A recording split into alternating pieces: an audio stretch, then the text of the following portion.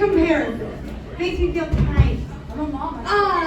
I bet you look at me and have a couple questions. Like, what superpower would she choose and how would she overthrow the government? And I have those answers. Superpower, I choose to talk to animals and really befriend them and like be their friend. Anyway, and how I would overthrow the government is I would get every goose on my side and I will have them attack. Imagine me standing in front of the White House. You see just this arm movement and then a violent tsunami of honking. I have the power. Just imagine every goose in the city, in here, in the city right now. That's like a lot. Now imagine all of them from this country. I would rule the world. Did you know that geese have teeth on their tongues? That's so scary. Bonus question is, I didn't overthrow the government and save the world. During the apocalypse, what I would do is I'm gonna gather every drug I can find, go to a mountain and play scientist. You know? And if it like goes bad, I'll jump off the mountain.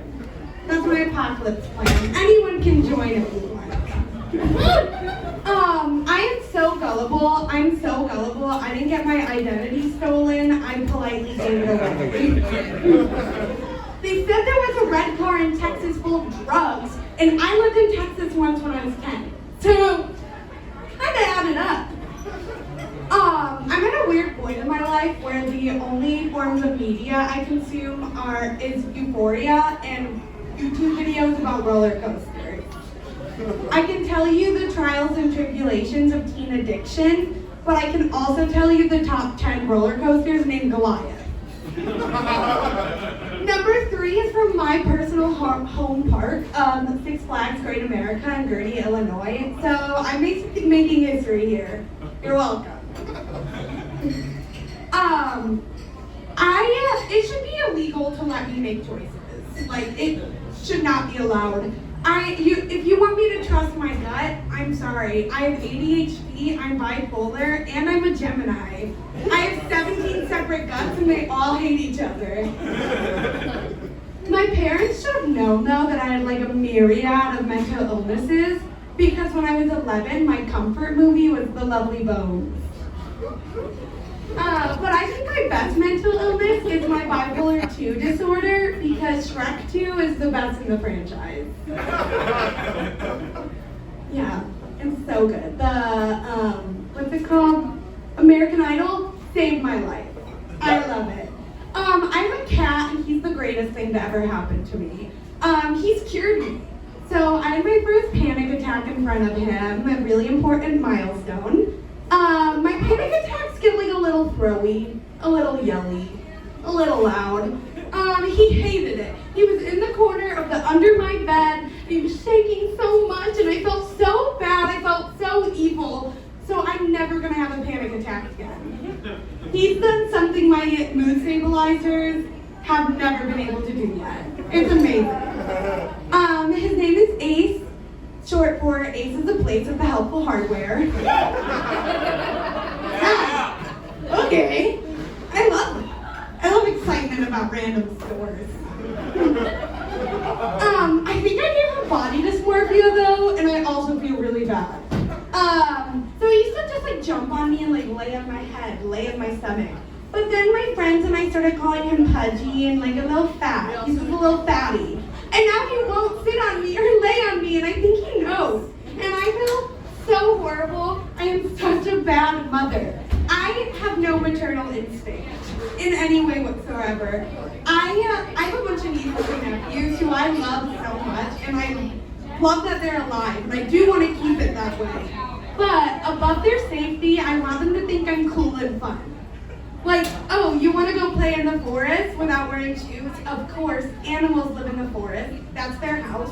They don't wear shoes. That's rude to wear shoes. Oh, you want to eat candy for dinner? Oh yeah, I have watermelon Sour Patch Kids in my backpack, and watermelon's a fruit, which means salad. I'm pretty good.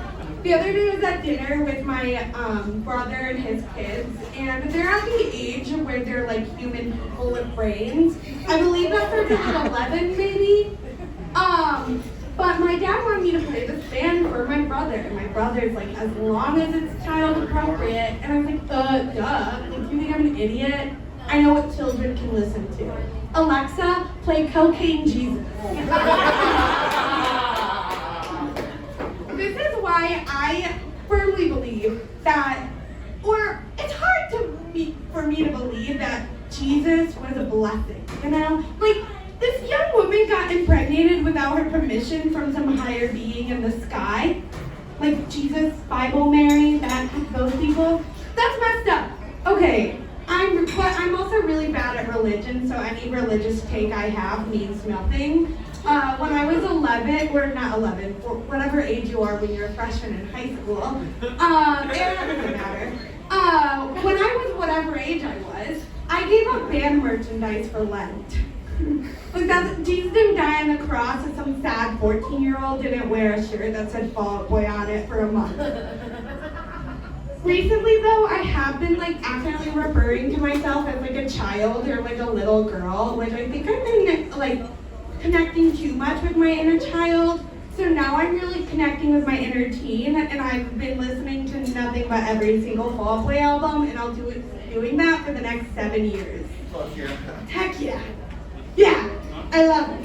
I love it. I was like the worst kind of emo in high school.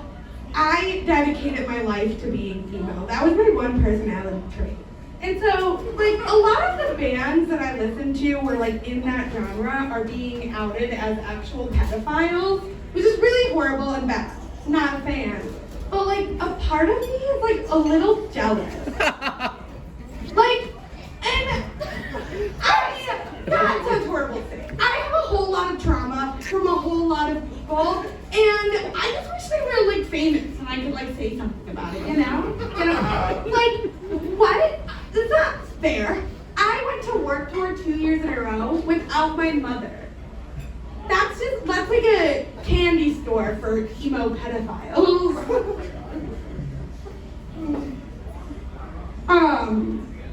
So I joined my senior year of college was a little bit hard because I was in a weak spot and joined a cult. But as college students call it a sorority. I went to school for theater, which means I currently work in food service. I recently realized that I've been working in food service for like so many years of my life, and I don't know if this is just a me thing, but I still physically cannot understand how to properly and most efficiently use a broom. I can't do it. I stand weird and break my back, and then I feel like I've been alive for 1,000 years, where the stupid dust goes under the dustpan. And at this point, it's destroying my brain. And I don't know if that's something we all suffer if we're all just pretending we know how to sweep. Like, can you let me in on this? Please help. I went to school for theater, not being a sweeper. It didn't help with that. So something we can all agree on is like trash smells bad and that garbage isn't fun to be around, right? But what's kind of more gross is when it smells kind of good. Like, the amount of times I'll just be like closing a bag and get a whiff of Domino's and like garlic sauce. The other day I was like cleaning the parking lot after rain, so everything was soggy and sad, and I saw this sad, soggy bag of Arby's, and my brain just went like, Arby's sauce. As you can tell, I really like condiments. Basically, if you have a condiment that smells good, it's my favorite meal. But it makes me feel so weird when I'm just picking up garbage. I'm like, nice. Like, capitalism has turned me into an actual raccoon. Horrible. I didn't ask for this. But I have a new job in mind. I'm creating it for myself. It's called being a sidewalk troll.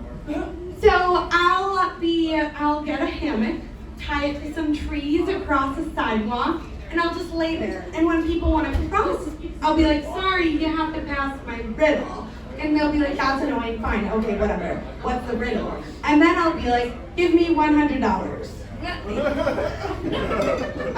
think I'll make a lot more money than I do now. No. I think it's a good brand. But I'm copywriting. No one take it. Hammocks are cheap on Amazon. So, I think I'm addicted to hot chocolate.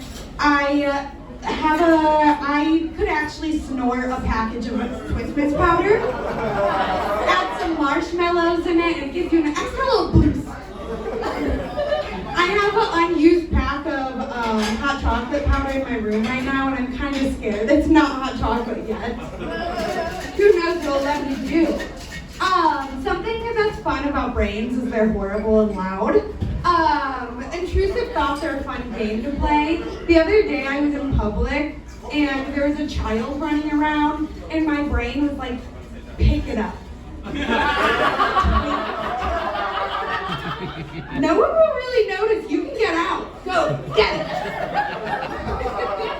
But then my clinical anxiety was like, oh my God, I'm not ready to be a single mom. I can barely afford food for me and my cat. And I'm not stealing toothpaste from the hotel I work at for a month. I cannot be a mom. And I did avoid being a mom by not kidnapping that child. Yeah, it was a really proud moment for me. I twirl my hair a lot when it's down. If you want to know why, it's because I'm constantly flirting with the sky. I don't know what I believe in, what I think is up there, but no matter what it is, I want them to think I'm sexy. My roommate's cat is not as sweet and lovely as mine, but he's still good to be around, kinda, if you like trauma. Okay, let me tell you about him. His name's Dandelion, and I think he was once a human adult, really creepy man. Because, like, he watches me get dressed, and he's so intense about it. But, like, I know that he knows he shouldn't. But he's just like...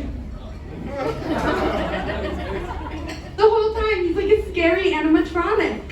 And he also, like, has this look of existential dread about him that only a human existing in capitalism can have. But then it makes it like super weird when he like kneads their dough on me, because when adult male cats do it, it means they're masturbating. And he's really scary about it. I'm like, Danny, move! And he's like, I hate it. I have started calling him Louis C.K., so maybe he'll get a hit. Yeah. Bye. I think that anyone says when referring to things are as easy as a piece of cake has never seen an episode of Cake Boss. It's a pretty crazy show, and none of that is easy at all. Whatsoever. I'm at the point of my work where my 30-minute lunch break is now my 30-minute panic attack break. But it works because I get a lot of energy from my anxiety attacks. And so I don't need to buy coffee. And I don't have to buy lunch because I'm too distracted to eat because I'm losing my marbles. So I'm saving so much money. So if you want to save money on clinical anxiety and work 1,000,000 hours. Yeah. Okay, I've been Angela Lewis. Thank you so much.